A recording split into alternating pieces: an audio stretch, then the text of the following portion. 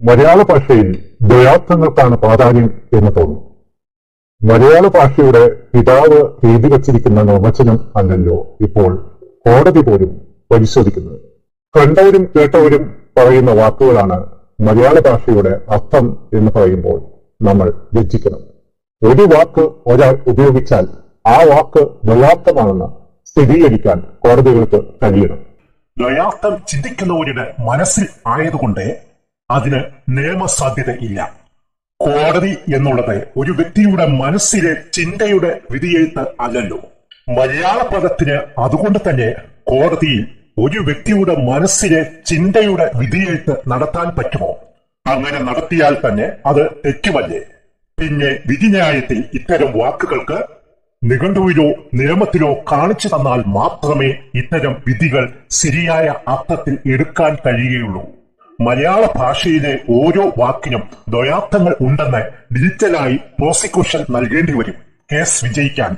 ഞാൻ ശരിയായ അർത്ഥത്തിൽ തന്നെയാണ് പറഞ്ഞത് എന്ന് ഒരാൾ പറഞ്ഞാൽ അതല്ല, ദ്വയാർത്ഥമാണ് ഉപയോഗിച്ചത് ഈ വാക്കിന് എന്ന് ഭാഷയിൽ തെളിവ് സഹിതം കാണിച്ചു തരണം. അതായത് ദ്വയാർത്ഥം മലയാള ഭാഷയിൽ എഴുതി ചേർക്കപ്പെട്ടിട്ടുണ്ട് എന്ന് ലിഖിതമായി തെളിയിച്ചാൽ മാത്രമേ ഒരാൾ കുറ്റക്കാരനാവൂ. മലയാള ഭാഷ അറിയാവുന്ന കഴിവുള്ള ഒരു വക്കീലിന് മുന്നിൽ ഏത് കോടതിയിലും കേസ് തീരും. ഒരാൾ ഒരു വാക്ക് ഉപയോഗിക്കുന്നത് ദ്വയാർത്ഥത്തിലാണോ അല്ലയോ എന്നുള്ളത് അയാളുടെ മനസ്സിന്റെ ഉള്ളിൽ ആയതുകൊണ്ട് അതിന് തെളിവുകൾ ഇല്ല. അതായത് ഉണ്ടാക്കണമെങ്കിൽ ലിഖിതമായ തെളിവുകൾ ഈ വാക്കുകൾക്ക് നിയമത്തിൽ നേരത്തെ ചേർത്തിരിക്കണം. ഇനി എഴുതി ചേർത്താൽ തന്നെ എത്ര വാക്കുകൾ അങ്ങനെ ചെയ്യാൻ പറ്റും?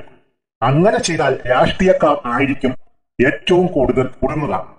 ഒരാളുടെ ആംഗ്യങ്ങൾക്കും പ്രവൃത്തികൾക്കും ഇപ്പോൾ ഡിജിറ്റൽ തെളിവുകൾ സമർപ്പിക്കാം എങ്കിലും വാക്കുകളുടെ ആത്മനിഷ്ഠമായ ദ്വയാർത്ഥങ്ങൾ എങ്ങനെ തെളിയിക്കാം?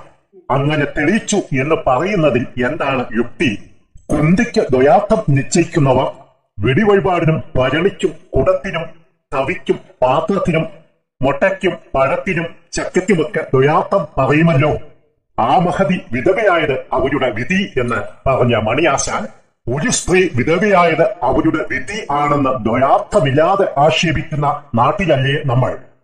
ഒരു കൂട്ടം ആളുകൾ വിധി നടപ്പാക്കി കൊന്നുകളഞ്ഞ അവരുടെ ഭർത്താവിന്റെ മരണത്തെ വിധി ആണെന്ന് ആക്ഷേപിച്ചിട്ടും കേസെടുക്കാത്ത നാടാണിത്.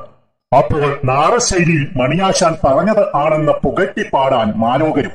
ഈ നാടൻ ശൈലിയിൽ നിന്നുകൊണ്ട് തന്നെയാണ് കറുത്തവനെന്നും വെളുത്തവനെന്നും തടിച്ചവനെന്നും മെലിഞ്ഞവനെന്നും വയറ് കൂടിയ പെണ്ണെന്നും വയറില്ലാത്ത പെണ്ണെന്നും ഒക്കെയുള്ള വാക്കുകൾ ഉണ്ടായത്.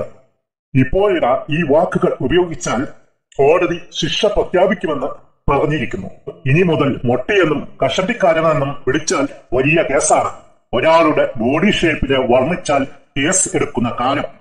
അവന് നല്ല മസിൽ ഉണ്ടെന്നും അവൾക്ക് നല്ല മസിൽ ഉണ്ടെന്നും പറയാൻ പറ്റില്ല.